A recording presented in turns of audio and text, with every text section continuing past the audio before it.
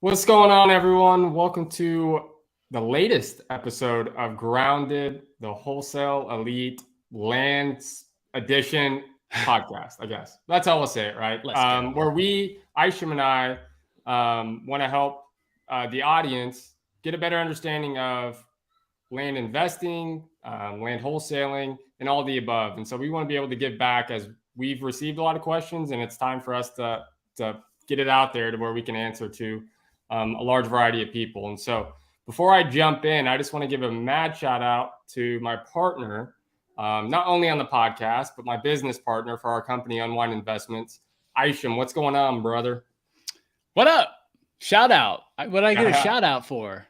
Well, I got to give you a shout out for, first of all, the phone call we just had, and helping me get some clarity on that, and just being an awesome human. You're the man, bro. You're the freaking man.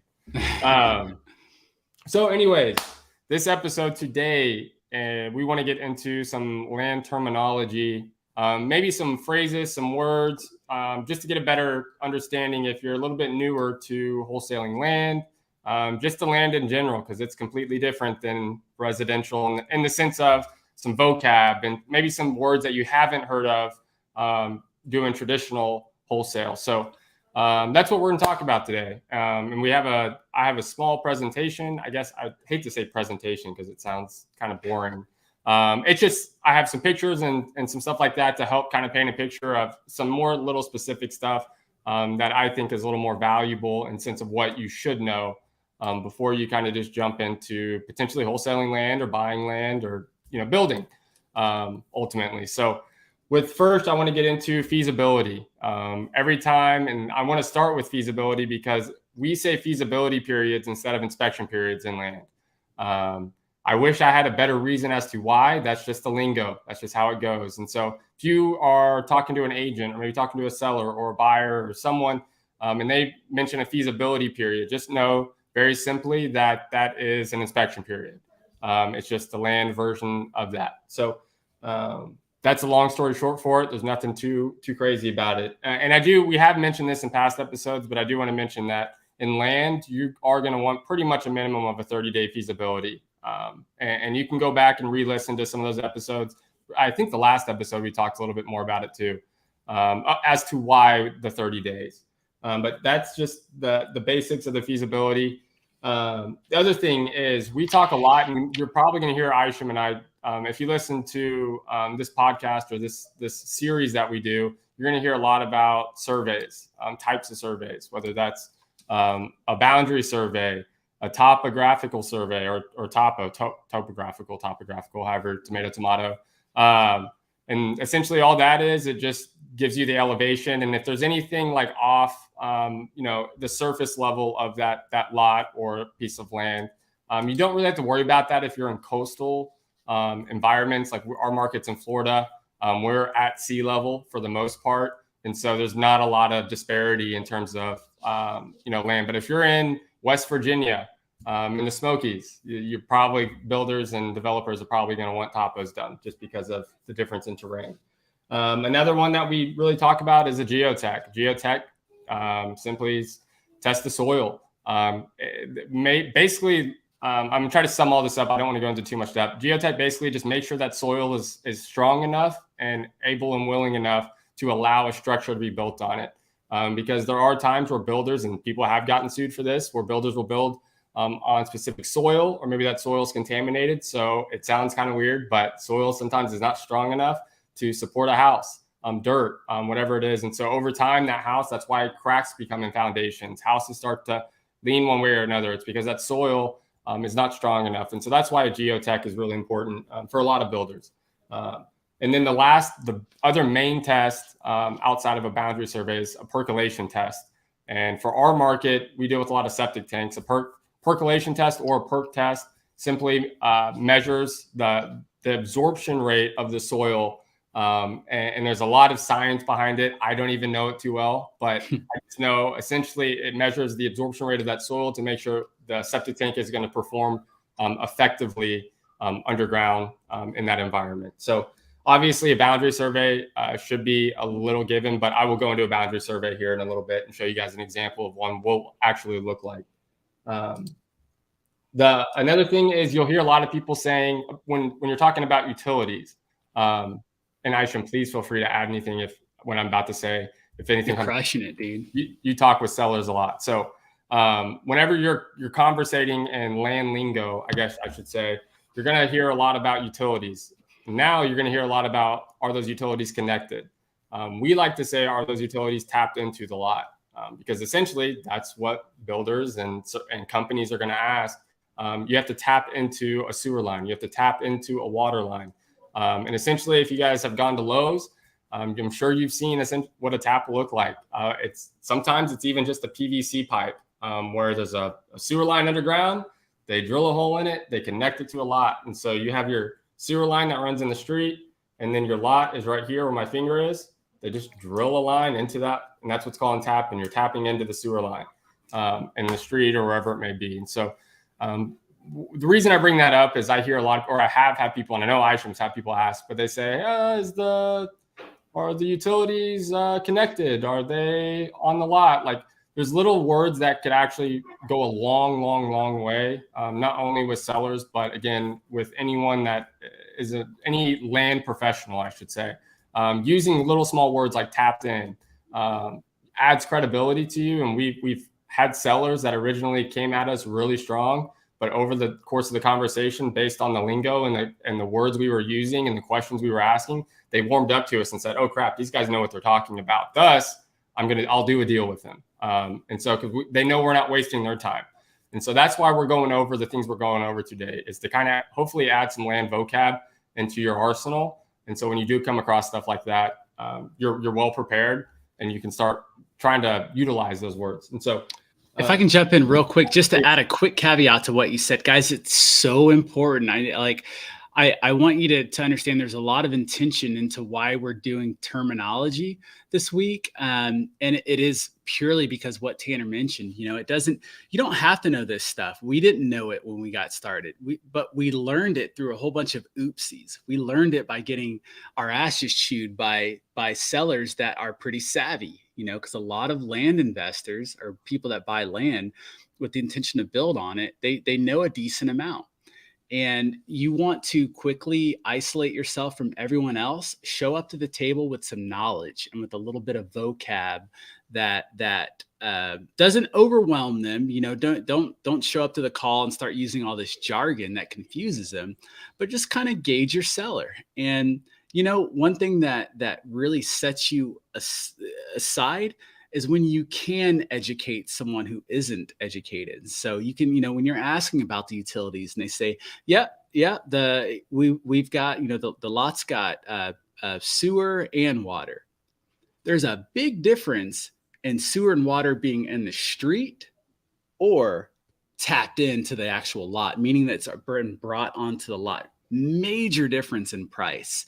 I mean, not super big, but a big difference in price. And so just that one little word, oh, okay. So if they just say, is it on the lot? And you just leave it at that. Oh, okay, cool. It's on the lot. You want to ask them, hey, has it been tapped in? Has it been tapped into the lot? You can ask, has it been connected to the lot? That's fine. But if you want to be a little bit more extra and come off a little more professional to where they will start to realize that you probably know more than them, then you use a little bit of lingo like tapped in. So that's why we're going over a lot of these terms. Yeah, good insight. And what Isham's saying too is just tapping into a city, or I shouldn't say just a city, but tapping into a sewer line or a water line is on average around 10 grand. Just because the amount of work and labor that has to actually go into that. And there's more cost that can be associated with it, as if your house is on the right side of a street and the sewer line is actually on the other side of the street is the dumbest, simplest way to put it. But that's actually a little more associated cost, because what happens is those sewer companies or utility companies have to dig under the road, tap in a board, depending on if it's a force main or gravity main. And I can go into that, but there's just little associated costs. And so again, the more you can add to your tool belt in terms of the lingo and the verbiage that you use, the credibility and what we've seen once we started utilizing some of these words, it's not only made us deals, but it's helped us close deals. So with sellers and buyers. And so it's just utilize this stuff, pay attention to it, write it down. I highly recommend it. Absolutely. By the way, guys, if you have any questions along the way, throw them in the, whether you're on Facebook or YouTube, throw them in the comments. We'll see them and then we'll get to them. Yeah, we'll answer questions live on the show. So if you guys have any questions that feels pressing, that you're just dying to know, whether it's something we've gone over or it's something fresh on your mind, hop into Facebook, hop into YouTube, put it in the chat, and we'll answer it live on the show to the best of our knowledge and ability. Thank you for even bringing that up. I totally went right by that. All good. Another thing I want to bring up is entitlements. Now, entitlements alone can actually be used as a land investing strategy. I actually think it's super underutilized because it's not a strategy where if you have no money, you can't get it. It's hard to do entitlement plays. There's usually hard cost upfront that you're having to pay to get stuff approved, go to the city, all kinds of fun stuff. But entitlements essentially is getting a piece of land or even getting an infill lot completely ready to go vertical. And what I mean by go vertical, and using this as add this to the lingo belt, is builders will say go vertical. They're not just going to be like, oh, ready to build. It's very rare I've even heard that. Oh, ready to put a house on the lot. Like they usually just say, what's it going to take to go vertical? And so what some of that consists of is that sewer information or septic information. Yet attach the utilities, bring utilities onto that lot, clearing that lot. If that lot's got woods on it or a structure of some kind, whether it's a shed or a mobile home or a small house that needs to be demoed, all of that is technically you can consider an entitlement because in order to demo a house, you have to pull a demolition permit from the county. If you try to demo a house without pulling a demolition permit and the county catches you, you're going to get a hefty fine. And so all these little things are entitlements. Getting zoning, if you have to get a zoning change to allow whatever you want to build on it, that's considered an entitlement. So again, long story short, an entitlement is getting everything ready on that lot, essentially to where if you were to bring a lot to a builder or someone, they don't have to do anything but get ready to go vertical, start building from the day you hand it over. That's what entitlements are. If you Google the word and like if you Google entitlements for development, I think it is, it'll tell you. So a lot of this stuff, if you come across it, don't be afraid to use Google. If you just put in the word entitlements, it may be weird. So throw in a word like land or development. But I just pulled it up. It said it's the legal process in which a real estate developer or landowner seeks to obtain government approval for their development plans. So those are all entitlements, going and getting the permits, the permitting, all that stuff. All that is part of the entitlement process. Yeah. And so some of those things on the entitlement process, one of those things could be a variance, which is another word I wanted to bring up. Variance is essentially where an owner of that land or of that property is going to go to the city to basically challenge an existing zoning law that's in place. There's zoning regulation that's in place. And so, and I'll get into a little more where I can show you guys. I have it here in a bit, which I'll get to. What's up, Joe? Let's just go ahead and jump into Joe's question while it's fresh and right yonder. So do you guys do any commercial land? If so, best way to underwrite it? Joe, great question.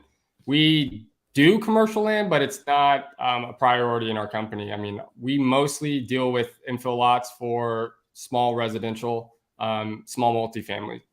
Commercial, which we've talked about this, I think, at length in a previous episode, which is the issue with commercial and why we don't avoid it by any means, but we just are a little more cautious when we're looking at a commercial deal because commercial is pretty much all comes down to the developer. What do they want to pay? There's not really a formula. There's not really a method to determining commercial. There are, but there's such a big disparity because if you have like in our market, a commercial high density zoned commercial plot of land in a major traffic area, that commercial high density is going to allow so much to be built from a QSR, which is a quick service restaurant, basically fast food, an oil change place, a gas station, a Walgreens. Like there's so much. And so obviously someone that wants to build a Walgreens and maybe lease that out versus someone that wants to build a gas station, those are two completely different businesses, which are going to bring in two different revenues, right? So thus those numbers are going to be very different in what a builder or developer would want to pay for that commercial land. So that's why we don't really do commercial. We work with some commercial developers, but we like to have consistency in commercial development. There's not a lot of consistency because there's such a big disparity and all that kind of stuff. So let's see what we got here. Infill is less turnover time and easier to comp. Yeah, absolutely, Joe. So Joe just said infill is less turnover and easier to comp. Absolutely. Infill is, and it's very transactional, which Isham can attest to this with the sellers. But infill is extremely transactional. It's very number driven. The great thing about infill lots is builders have a set number of, they can predict what their build costs are because they already know. They can predict what they're going to sell because they know the neighborhood. There's not a lot of question marks in terms of the cost that it's going to take.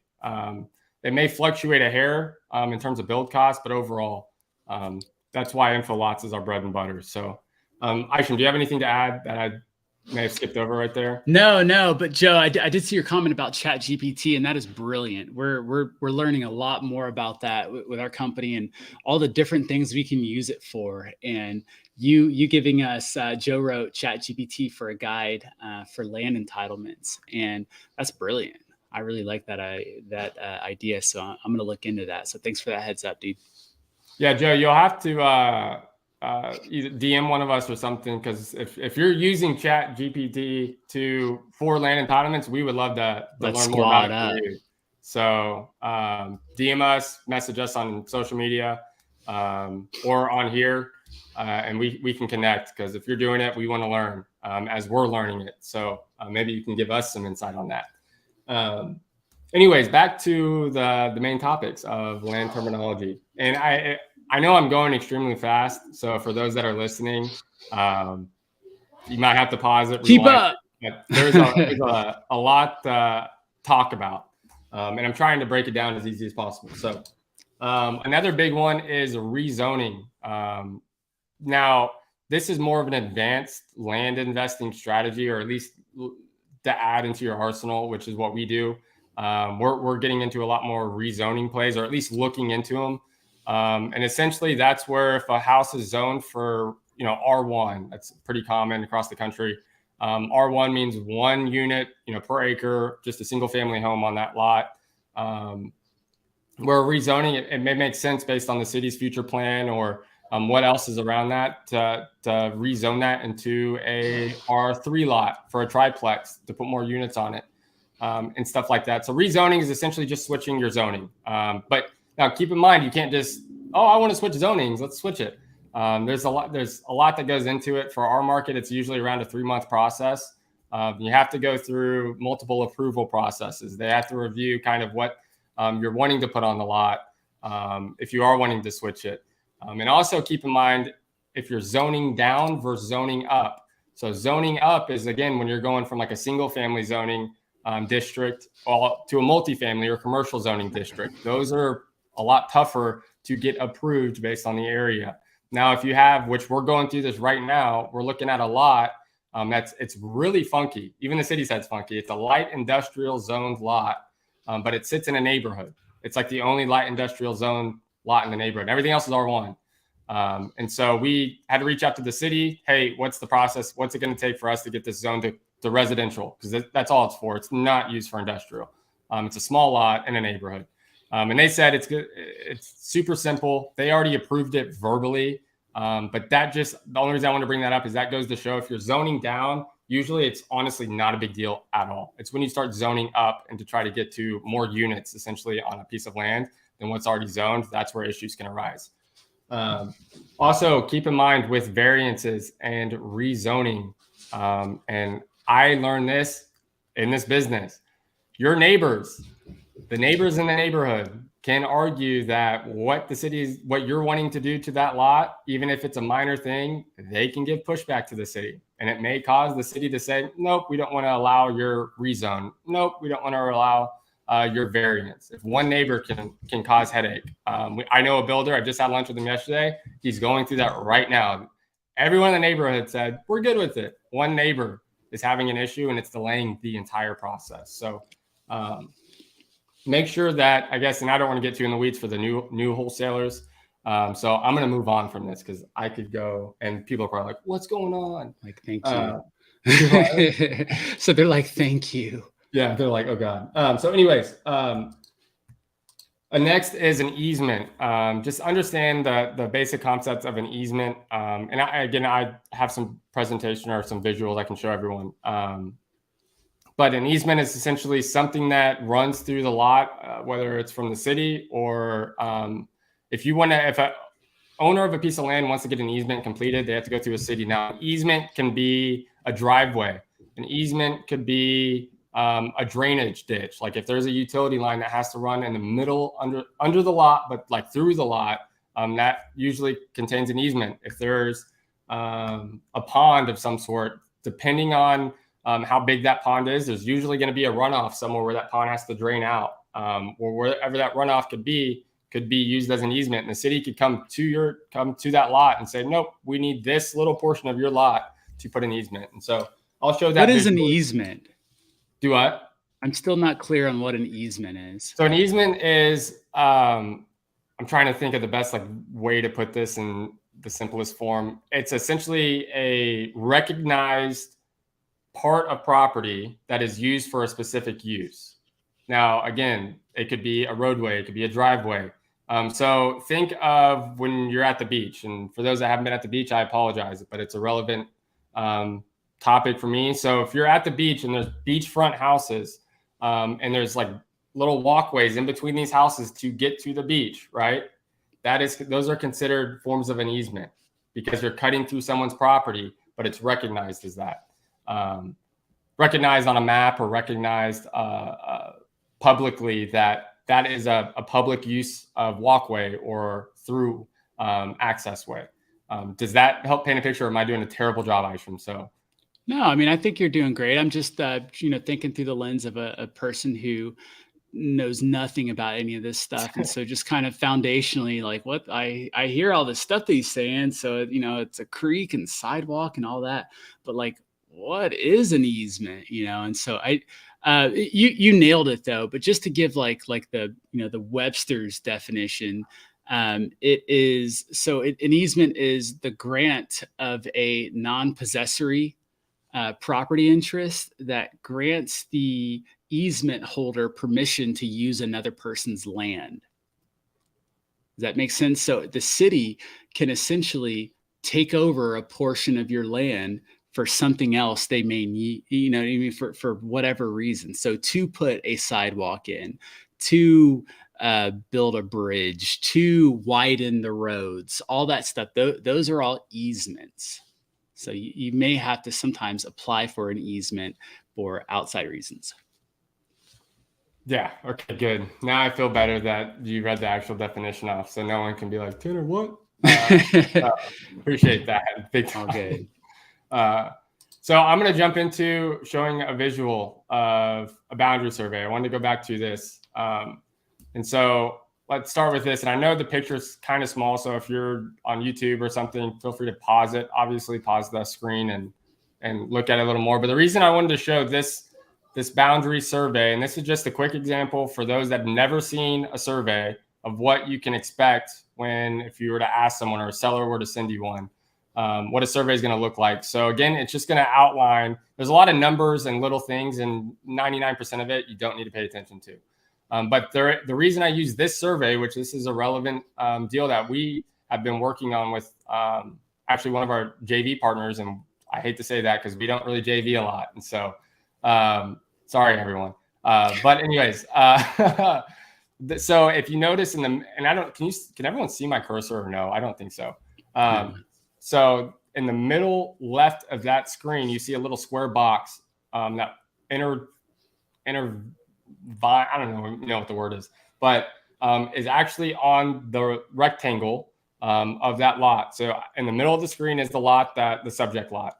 The little square box that's in the middle left that is going over the lot line is actually part of the neighbor's house to the left. That is a little shed. And so the reason I wanted to bring this up is that this is why it's so important for builders to get surveys done on their lots. Because the issue is now that this shed is not part of their property, a builder just can't go put a house on it. Why? Because this shed has been there for 20 years. So that means, and this lot's been vacant. So essentially that shed is going to cause a lot of issues for a builder, even though it's super small. And so the reason I want to use this is because this is a perfect example of why surveys are so important. It's because it picks out things like that. And the surveyors will go out there and say, hey, this is on your lot that you're looking to buy or that you've already purchased, but it's not your property. And so that could cause an issue. And you usually have to go through sometimes some form of litigation or go through the city and some arguments with the neighbor saying, hey, the shed, you got to get this, off my property so I can build on it or do whatever with it. The next, Isham, do you need to point anything out on this? No, just for anyone who's not watching, I would highly encourage you to go to Facebook or YouTube, because this is part of the visual side of this thing. It's hard to listen to this part on a podcast, and I know we may not be doing the best job audibly of describing what it is that we're looking at. So it's probably best for this one just to go check it out. But nonetheless, thanks for this is really good info, and it's so. This is my first time. I know the deal. This is my first time seeing the survey for this, so it's fascinating to see. Oh, okay, that's how that works. Yeah, and Isham, let me ask you a question real quick then, because Isham actually talked to the neighbor about this. So, what were some of the things what was your conversation like with the neighbor in regards to his little shed that is approaching or encroaching onto our lot? Yeah, absolutely. So we got in touch with a neighbor and we said, hey, the lot to the right of your house, the neighbor is actually a landlord. So it's a house that has been in their family for a long time, like since like the 30s or 40s or something like that. And that house is like a 1950 construction or something, but the land, they've owned that land for a long time. So anyways, it's an old house, and in the back of the house is a shed, which is what that little square is that's on our survey. The shed, unfortunately, isn't just a regular shed. It's cinder blocked, and it looks like it's been there a while. And so I called the seller and said, hey, look, we're looking at buying the lot next to yours, but it appears that shed may be encroaching on our property. What do you guys use that shed for? Because my intention was to basically ask him, hey, we kind of need to demolish this to do what we need to do. But come to find out, that shed has utilities tapped into it. They use that for the washer and dryer for their tenants there and all kinds of stuff. So we're like, crap. But yeah, that's what happened with that one. Yeah. So again, that just going to have to go talk to the neighbor. The neighbor said he's getting a survey, and we'll keep you guys updated on that one. But this is a good example of what a survey is going to look like and why it's so important. So next, and this may seem very basic, but we get a lot of questions and stuff sent to us with lot sizes. I notice in deals, a lot of wholesalers or other investors even, they don't put the dimensions of the lot. They'll send an address and they send, this lot is 6,000 square feet. And now that may not sound like a big deal, but why are dimensions, I hope I said that, yeah. Dimensions so important. So the dimensions are important because, one, it automatically gives you the square footage, which is why square footage isn't needed. But two, it's important so the builder, when you tell a builder the dimensions of a lot, instantly in their head, they're going to know what the shape of that lot is. Like if someone comes to me and says, hey, I have a 50 by 105 lot, I already know it's a rectangle lot, and I already have an idea of how big this lot's going to be. And for those that don't know, or maybe like me that struggled in math class growing up, to get your square footage, you can multiply 50 by 105. And that's how builders will get the square footage. But dimensions are going to be the most important thing when talking specifically about infill lots. Now, if you're doing large acreage or large parcels of land, you're not going to really do dimensions. You're probably just going to say the acreage. But for us, where we specialize in infill lots, dimensions is what we go to more than absolutely anything. And now there are cases, and I'm just thought of this, which I wish I would have put this on the screen, where there are like pie-shaped lots, but those aren't as bad because in that case, I just simply put it's a pie-shaped lot with here's the square footage. So I keep it super simple in that regard, guys. No need to overthink it. But yeah, that's why dimensions are so important. And I'll get to also why dimensions are important, which is on the next slide. It comes down to the setbacks. This is one of the most important things when you're really wholesaling land and wholesaling to builders. If you're wholesaling to landowners that just want more land, they probably don't care about setbacks. But when you wholesale to builders and developers like we do, it can ruin a deal. It truly can. It can cause a lot of headache, a lot of extra money that was not intended, and cause a massive delay in their build plans or whatever, because which I'll go into right now. So this is actually one deal that we had worked on and we're set to close on. Unfortunately, the seller, oh man, a lot went on. Long story. Yeah. So, but I wanted to use this because this is the perfect example of why, of a good visual of setbacks. And so, as you can see, if you're watching I have a little picture of two properties. You have one vacant lot and then one house. The property to the north of that house or right above that house is actually the vacant lot outlined in red. So what I have on the left is from our city's ordinance for the zoning regulations. Every city, every county is going to have zoning regulations, density requirements based on what the zoning of this lot is. So the lot in the outlined in red is zoned R1. So as you can look on the picture, the screenshot I took of our ordinance, it clearly has R1, and then it has single family, and then it has some numbers. So on the left side, it breaks down what the minimum lot frontage is for the requirement for the city. So this Bay County requires 35 feet of frontage. We already saw the dimensions, which was 50 feet. That's why the dimensions are so important. Now, if you had a lot that was 33 feet of frontage, meaning that's how wide the lot is, that lot cannot be built on unless you may have to get a variance. But most likely, you're not going to be able to build on that lot because it doesn't meet the requirements. Sticking on to the theme of setbacks, though, as you can see on the left side, all the way down at the bottom, you see three words: front, side, and rear. When you're talking setbacks, those are the three setback requirements that are associated with any piece of land.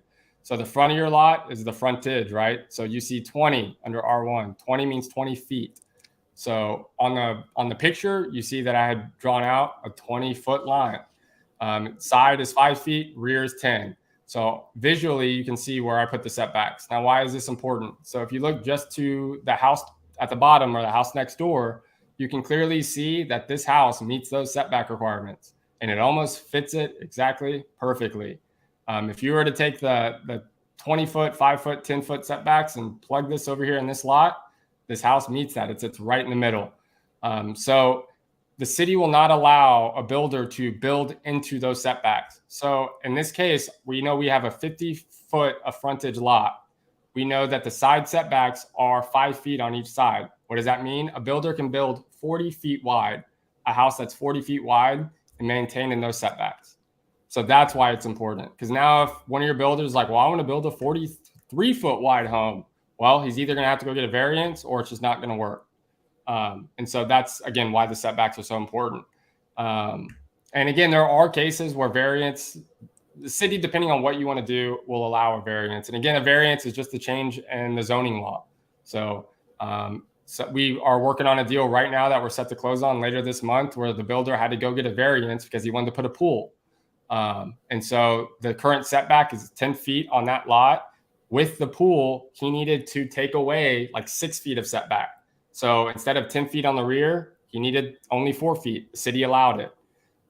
So that is possible to get variances or change some of the stuff. But for the most part, if you understand the setbacks, it's going to make your life a lot easier when trying to dispo deals because you're just going to have a lot easier you're just going to have a better knowledge of what builders are going to look for on these deals. So, and not to get too into the weeds with setbacks, because I know we're just going over terminology and not so much the tactical stuff, but this is also something that's good to know because yes, there is setbacks for the front, side, and rear, but those can also change depending on where the lot is. So if it's a corner lot, then the side setbacks could be different. Meaning like if you're looking at the screen right now, if you see the lot outline, that's to the north of the house, if you look at that bottom number, the 5.02, that little red line, that line's going in essentially 5 feet, right?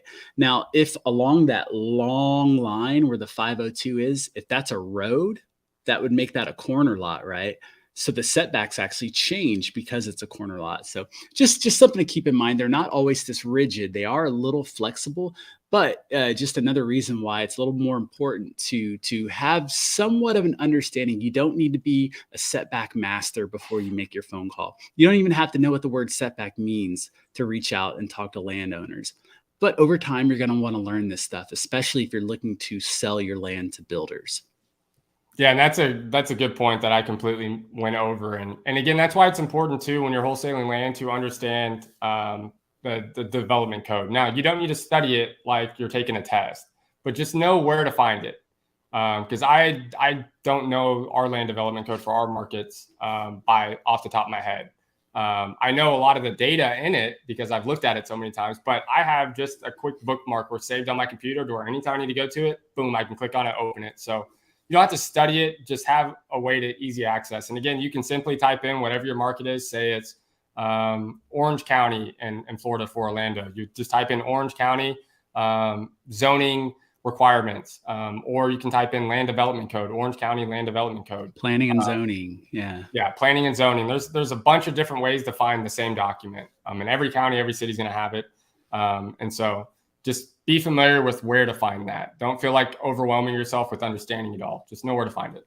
By the way, guys, we got more viewers on. So if you guys have any comments about what we're saying, any questions, any clarity you're needing, or just some random question about land, throw it in, and we will definitely get to it. It'll pop up on our end. Just make the comment. It'll pop up. We'll see it, and we'll get to it. Yes, sir. Yeah, and if you're in this, just go ahead and say hello anyway. So yeah, smash that like button. So another one this is where real value is made in my mind, understanding subdividing. And I know this is a little more tactical, but it's important to show visually. And so subdividing is essentially when you take one piece of land and make it into more. That's the most simplest way to put it. You have one big plot, you cut it in half, and now you have two. Or you have one big plot, you cut it into fours, and you have 4 lots. That's essentially what subdividing is in the most basic form possible. And so I wanted to show you guys an example of a deal that we literally just actually closed on yesterday, of where the value is that we saw that no one else did, which is why we were able to do this deal and make more than what most people had thought we would make on it. And so on the left it's a 150 by 150 lot, so 150 square feet by 150. It's just a big lot. I'm just going to say that. It's just one big lot where there's a lot of wasted space. And so I tried to draw out visually what it would look like if we looked at it like 99% of how everyone else was looking at it, which is it's a big lot, but you can only put one house on it. That's how most people are looking at it, right? And so as you can see in the picture, again, if you're just listening, hop over to YouTube, hop over to Facebook so you can see what we're talking about. But I had drawn out a little square, and obviously one house on that does not look appropriate. It looks like it looks like a big yard, which is enjoyable, but it just looks like a lot of wasted space. So that's what it originally looked like. On the right is what our builder is going to do to it, that we sold it to. He's going to essentially cut it in half and put 2 houses on it. Now, why is that important? So that's the beauty of subdividing, because we took the value of this one piece of land, instead of valuing one lot, which is about, I don't know, 25 grand, 30 grand in this area of our market. We were able to figure out, call the county, call the city, make sure that we're able to split the lot. And now we were able to sell this lot at a price where it costs for 2 lots. So instead of having to lock this thing up for 30, dispo for, whatever, 40, 45, we were able to lock this thing up for 40,000 and dispo for 55.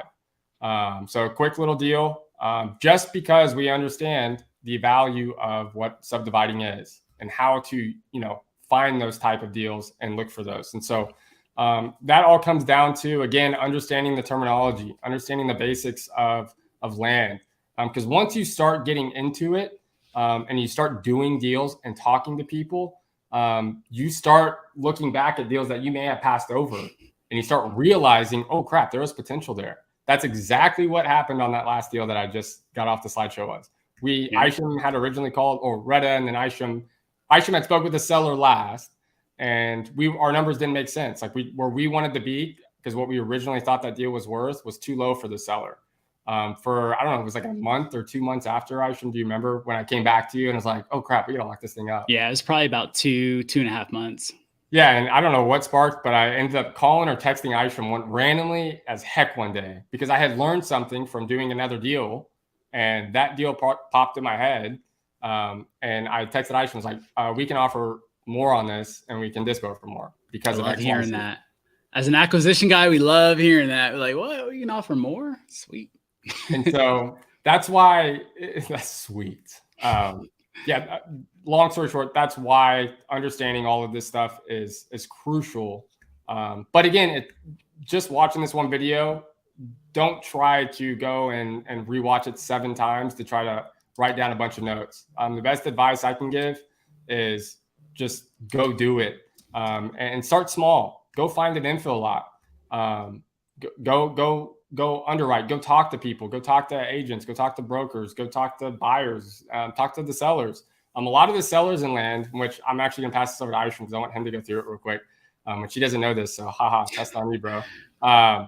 Is a lot of sellers in land are actually very savvy, and we had just found that out. Not found that out, but we are going through a deal right now where that is the case. A lot of sellers with land were either sometimes were builders in the past, or they're simply investors. Not all, but some, and they will challenge you.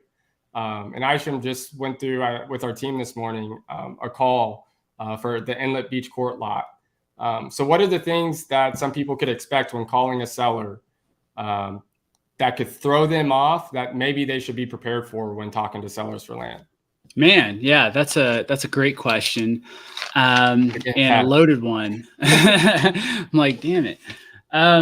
So yeah, let me give you the scenario real quick. One of the acquisition guys in our team, his name's Drew. Shout out Drew, love you, dude, you rock. Drew he's newer to land, so he is not familiar at all, but he's comfortable on the phones. He has a past, with sales and whatnot. So that's helpful. Well, Drew gets, we get the leads that he has now aren't the most promising leads, so to speak. They're kind of like practice leads, but they're real opportunities, right? And so one of the leads ended up being a land deal that's pretty juicy. And so our process is, as we talked about before on a call, is we do our outreach first. We get them on the phone. We let them know why, that we're different, why we're different, and, that we have no interest in lowballing them. We get the info about the lot, and then we say, okay, we're going to, run this through our underwriting, and we'll give you a call back with an offer. So we called back with the offer, and the seller, thankfully didn't just hang up. But she pressed Drew a little bit, and I was proud of him. I wish we could have recorded, our training this morning that we do. Because man, I mean, he was in the ring with Mike Tyson being like brand new, and he was bobbing and weaving all around. He never, I don't think he took one punch, but nonetheless, some of the things that came up, she didn't really ask any questions, but she was pretty knowledgeable. And I think that the average person would have, for lack of better words, probably would have shit their pants, talking to someone like that. And so advice to give, is, I think that'd probably be the best approach is if you're in a scenario where you're talking to someone who's savvy. Here's the beautiful thing about human beings. And I know this for a fact. I do it all the time. People love to help other people.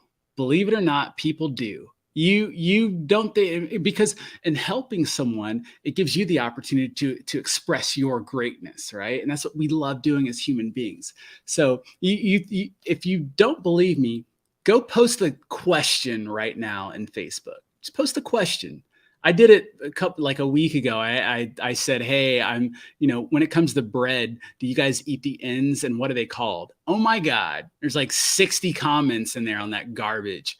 But I say, hey guys, my business is crushing it, and this and that. We just closed a 15K deal. We did another one today, and I'll get, 4 or 5 congrats and all this, because people they don't care about you. They care about themselves. So when you're talking to a seller who's educated, the best thing to do if you're not, ask them questions. Put them in the education seat. Put them in the seat of, hey, look, I'm with this entity, or I've got this project going on, but look, I'm fascinated by investing, and you sound really savvy. So, how long you been doing this? So, hey, you mentioned setbacks. I know a little bit about setbacks, but where did you learn about setbacks at, or how long have you been? It is okay. This may sound crazy, but it's okay to not be the expert in this world that we live in. Single family, it's a little different. You know what I mean? But in the land world, single family, you're probably not going to be talking to someone who's super savvy. You're talking to someone who's in distress usually, unless they're, tired landlord situation. And I'm sure you guys can all agree, those people are kind of some of the best to work with, because there's really not a lot of emotion in their decision. It's just logic. It's just numbers, And so just know that with land, it's that way as well. It all comes down to numbers. And so if this person can educate you on how to get to their number, they'll do it. I promise you. So don't be afraid to go out there and call people, even if they are savvy, because those are where you're going to learn. I promise you, I've had my ass spanked so many times talking to sellers, and then they asked me something, or they called me on something that I said because I thought that what I said was right. And they're like, I remember one time I mentioned us potentially needing to do a topographical. This is kind of before we knew what they were. We just heard it. So we were just using the word. And the seller said, well, what the hell do you need a topo for? This is a house on the beach. It's on the beach, dude. I'm like, oh, that's what a topo is. I literally learned what a topo was because the seller challenged me on it. So it's okay, guys. Learn through it. Just keep growing through it. Go through it and grow through it. You will get better. Joe asked, and this is the last question we'll take. We got to wrap. But Joe says, what average cost do you account for when doing a subdivide? Excellent question, Joe. And by the way, you're the man of the day with the questions. So everyone else that's in there, be like Joe. Yeah, shout out Joe. Average cost for a subdivide. It's actually way cheaper than you think. And so it's usually anywhere from $100 to $300 to go to the city and say, well, that's just to get the permission, essentially the permit to allow the city to subdivide. Now, keep in mind, you have to get a survey done. The city will not just subdivide a lot without a proper boundary survey completed showing what you want to do to that lot. And surveys in our market usually are about $550. And so I would assume that's most. We're really targeted in our market, and so I can't go ahead and be like, yeah, it's $550 across the country, because I don't know. But in our market, it's about $550 to $650 to get a survey done. So all in, to get a lot split, you're less than $1,000 typically, which is why there's such a good ROI there. It takes little money to split a lot, and instead of having one, now you have two. Now you can double your money instantly for less than $1,000 usually. So here's the kicker though with subdivides, and I want to go into this real quick, is if you plan on subdividing more than once, and again, I can't speak for every county, but for our market, this is why it's important to look into this stuff. If you split a lot more than one time, now you're talking difference. In a minor subdivision. Our city counties recognize that as a minor subdivision. Now, why is that important? Because speaking of cost, that's added cost. And it's added time, because a minor subdivision, you have to go through a lot lengthier process for the city and the county. You have to meet with commissioners. They have to approve like what's going to be built on each of these lots. And so is it worth it? Absolutely, it can be. And I don't want to say it's crazy more expensive. It's really not. Most people, when I first got into land, I was thinking like every permit was like thousands of dollars. And in reality, most permits, most are less than 100. More of the money lost in land is with time. It's not the hard cost. And so just understand that too. But when you start getting into the subdivide plays, we really look for lots that can be split into two. Once you get into three, it's a lot of money to be made, but lengthwise and time-wise, builders, with the way the market is, kind of want to avoid a 6 months before they can even start to go vertical. So we found that if they can split into two, there's a lot of money to be made and a lot of opportunity. So look for those deals and understand your market, because that's the key. I promise you, if you don't understand your market, you're not going to know what can and can't be split. Not every big piece of land can be split. Just because it's a 1 acre lot doesn't mean you can split it into 5 or 4. Sometimes they may not even allow it to be split at all based on the zoning and what's around. So, and that's also why, last thing before we start wrapping this up, understand your utilities. Because in our market, and I always say our market, but it's because it's why it's important to understand your market. In our market, sewer and septic cause huge differences in what can be split. That Cato Road deal, which is the one we just showed, we thought it was septic originally, but found out there was a city sewer line that ran in the street, which is what allowed it to be split. If it was only septic, it wouldn't have been able to be split into 2 lots. So that's why it's important to understand these things, people, and you'll make a lot more money if you do. So in conclusion, I'm done before I get too amped. In conclusion, I'm done. Make sure that you like, subscribe, and I hate to say that, but please do, because it helps us out and it helps the channel out. And we just want to be able to provide as much value to everyone as possible. Again, which is why we're taking time out of our day to do this, is to answer questions from people like Joe. And Joe, again, message us, because we have to ask you about the chat thing. But like, subscribe, please come in. We really, really want this to be a Q&A for anyone that has land questions. So if you have anything that you want answered live, even if it's something where we have to pull it up on screen to visually show, we're more than happy to share screen on the episode live in front of everyone, and help someone understand something or help go through a process of something. And so we just want to be able to provide value. And so with that, Isham, you got any final words for the people? Yeah, I mean, just guys, we appreciate you showing up. We do this for free. We definitely don't have to do this. We've got plenty of deals right now that we can be working on, and not being on here.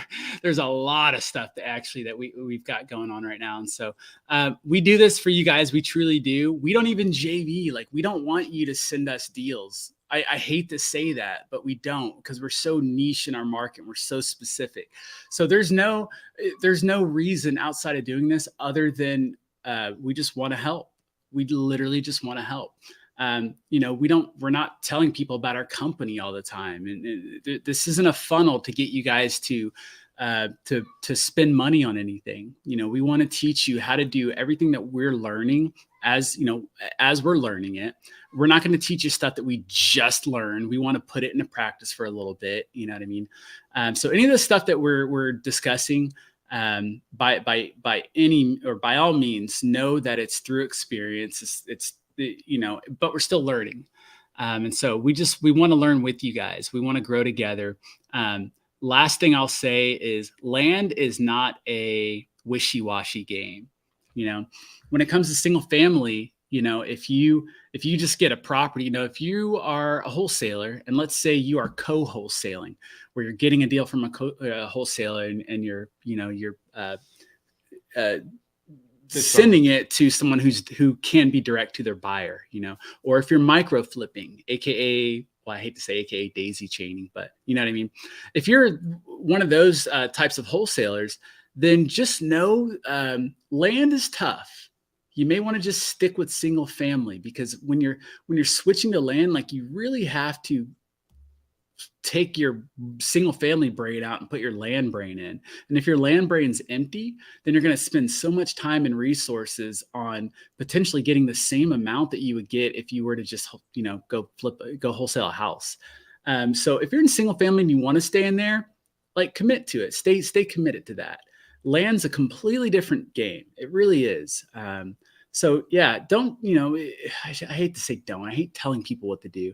Just be considerate. You know what I mean? Be considerate to your goals, to what you're trying to do. If your goal is just to make money, find the best way to make money. You know what I mean? Don't, okay, I'm going to single family, I'm going to do land, I'm going to flip furniture and all this other stuff. Like, you're going to be a mile wide and an inch deep. You're going to be the jack of all trades, master of none. Get really good at one thing. It was really hard for Tanner and us to pivot from single family to land, because we knew the amount of stuff we'd be letting go of. We knew the focus that it would require and all that. But for our vision and our goals, land made more sense. It's not because it's easier. If anything, to me, land's a little more difficult.